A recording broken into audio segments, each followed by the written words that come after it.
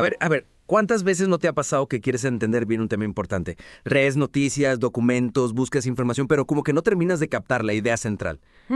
Sí, te quedas con la sensación de que te falta algo, ¿no? Como esa explicación concisa que te ayuda a comprender lo esencial sin perderte en un mar de datos. Exacto. Y pues bueno, pensando en eso, creamos este espacio, charlas variadas, para explorar diferentes temas y analizarlos a profundidad. La idea es que al final tú también puedas entenderlos de forma clara y útil. Un espacio para profundizar, sin rodeos, en temas que a todos nos interesan y que generan debate. Exactamente. Y en esta ocasión, en este, digamos, clavado profundo, vamos a hablar de un tema que está dando mucho de qué hablar en México: las acusaciones falsas. Un tema complejo, sin duda. Sí, y por eso queremos que entiendas bien cómo está la situación legal en este momento, qué cambios se están proponiendo y por qué es importante que estés al tanto de todo esto.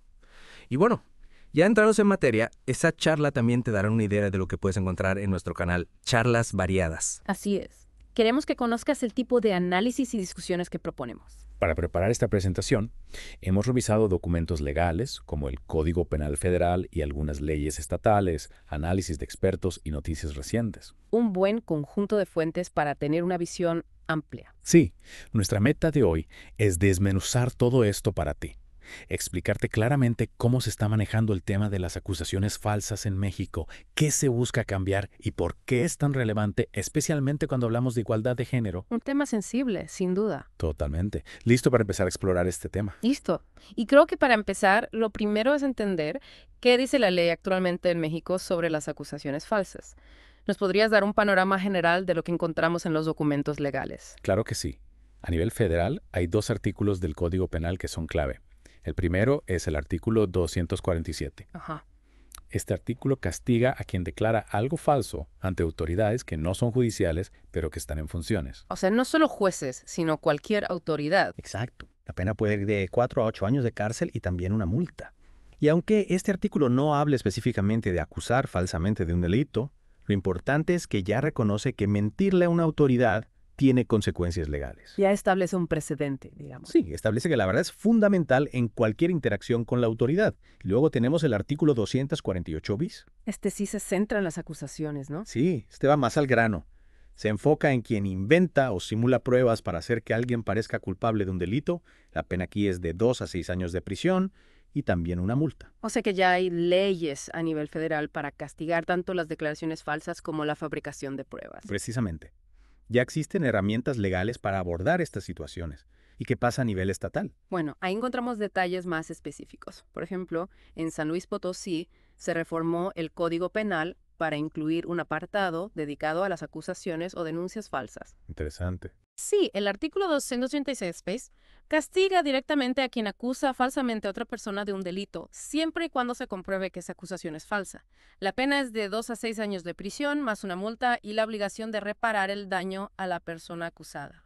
Veo que la pena en San Luis Potosí es muy similar a la del artículo 248 bis federal. Sí, y no es el único estado. Los documentos que revisamos mencionan que Aguascalientes, Campeche, Coahuila, el Estado de México, Guanajuato, entre otros, ya tienen leyes que castigan las acusaciones falsas. Así que es un tema que se está tomando en serio en todo el país. Sí, se está reconociendo la necesidad de tener un marco legal específico para este problema. Ahora bien, para que una acusación se considere falsa ante la ley, ¿es suficiente con que los hechos denunciados no sean ciertos? No, no basta con eso. Hay requisitos importantes que se deben cumplir. ¿Cuáles? Primero, debe haber una acusación de hechos concretos que, de ser ciertos, serían un delito. Segundo, se debe demostrar que esos hechos no ocurrieron, que son falsos. Pero hay un tercer elemento crucial: la mala fe. La intención de dañar. Exacto. Se debe probar que quien hizo la acusación actuó con la intención de perjudicar o sin importarle si lo que decía era verdad o no. Es decir, que sabía que estaba mintiendo o que no se molestó en verificar la información. Así es. Este punto es clave para proteger a quienes hacen una denuncia de buena fe, aunque luego no se pueda comprobar. Claro, porque alguien puede equivocarse al interpretar una situación o tener información incompleta. Exactamente. Y generalmente, para que se pueda iniciar un proceso legal contra quien hizo la acusación falsa, primero debe haber una sentencia que declare inocente a la persona acusada o que se cierre el caso por falta de pruebas. para asegurar que la falsedad de la acusación esté legalmente establecida. Correcto. Y bueno, también encontramos información sobre propuestas para modificar las leyes, sobre todo a nivel federal. ¿Qué nos puedes contar de esto? Sí, en marzo de 2025 se presentó una propuesta para reformar el artículo 248 bis del Código Penal Federal. ¿Y qué busca esta reforma? Busca especificar cómo se deben castigar las denuncias falsas presentadas ante el Ministerio Público o en otras instancias judiciales. ¿Y qué argumento se da para esta reforma? Se argumenta que actualmente no hay una ley federal específica para esto y eso a veces impide que se sancionen estas acciones. ¿Y cuál sería el castigo que se propone? La propuesta habla de una pena de 2 a 6 años de cárcel y una multa de 100 a 300 días de salario. Es importante aclarar que no se está hablando de 15 años de cárcel, como se ha dicho en algunos medios. Exacto. La pena propuesta está en línea con lo que ya existe para la fabricación de pruebas y con lo que vemos en las leyes estatales. ¿Y esta propuesta tiene perspectiva de género? Sí, un aspecto importante de esta propuesta es que busca ser neutral en cuanto al género. La reforma dice claramente que el castigo a las denuncias falsas debe aplicarse por igual a hombres y mujeres. Sin importar quién haga la acusación. Exactamente. Se busca evitar cualquier tipo de discriminación o sesgo al momento de aplicar la ley. Me parece un punto clave. Y en los documentos que revisamos, no encontramos leyes que castiguen de forma diferente a las mujeres por hacer acusaciones falsas.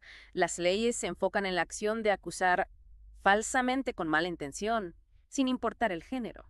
Totalmente de acuerdo. Y detrás de estas reformas, ya sean las que existen o las que se proponen, hay varias razones importantes. ¿Cuáles serían las principales? Bueno, una de las más importantes es proteger a la persona acusada falsamente, ya que esto puede tener consecuencias muy graves en su vida. Puede afectar su reputación, su trabajo, sus relaciones. Sin duda. También se busca que el sistema de justicia sea justo y eficiente, que no se destinen recursos a investigar acusaciones sin fundamento. Evitar el desperdicio de recursos y tiempo. Y también se busca evitar que el derecho a denunciar se use de mala manera, como un instrumento de venganza o manipulación. Que no se distorsione su propósito original. Exactamente. Al final se trata de que la gente confíe en el sistema de justicia, de que se persigan delitos reales y de que las acusaciones sean sólidas. Que hay un equilibrio entre la protección de los derechos de todos los involucrados. Precisamente. En el caso de San Luis Potosí, incluso se menciona que uno de los objetivos de la reforma es proteger la buena fama de la persona acusada falsamente. Interesante. Entonces, los beneficios de castigar las acusaciones falsas parecen claros en cuanto a proteger a los inocentes y asegurar la integridad del sistema judicial.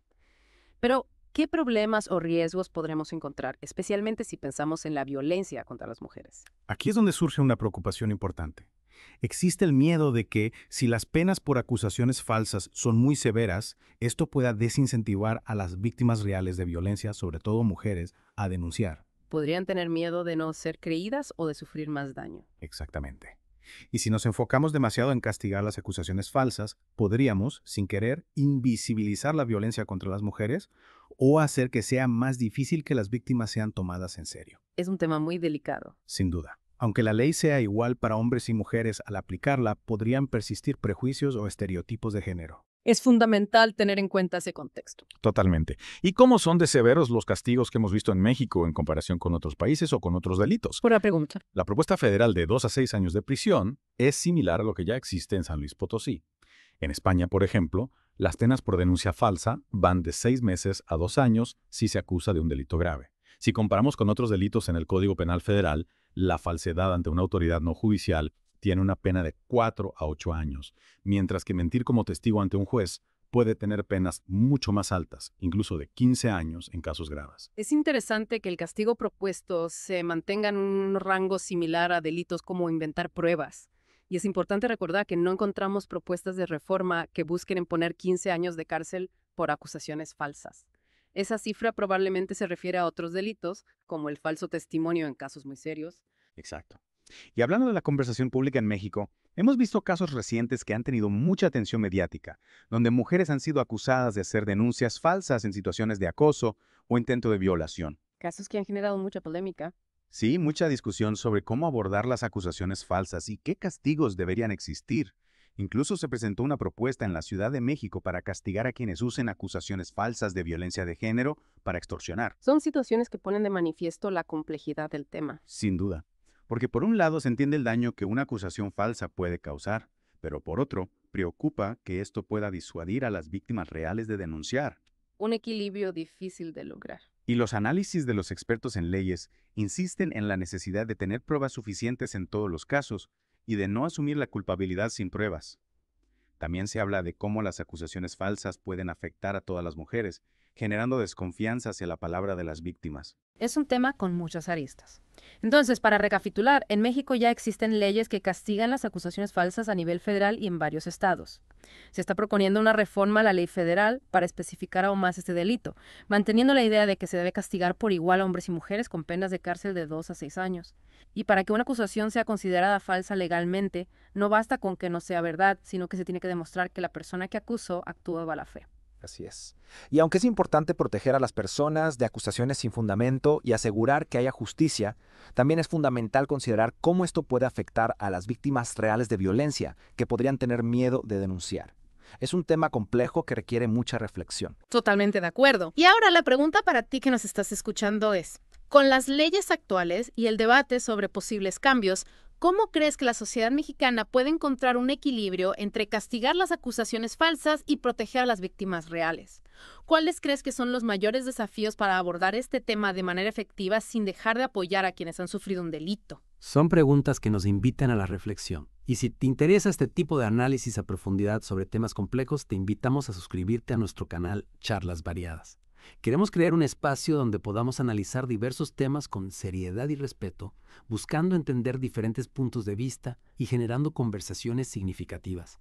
Déjanos tus comentarios, comparte tus ideas sobre este tema y dinos qué otros temas te gustaría que exploráramos en el futuro.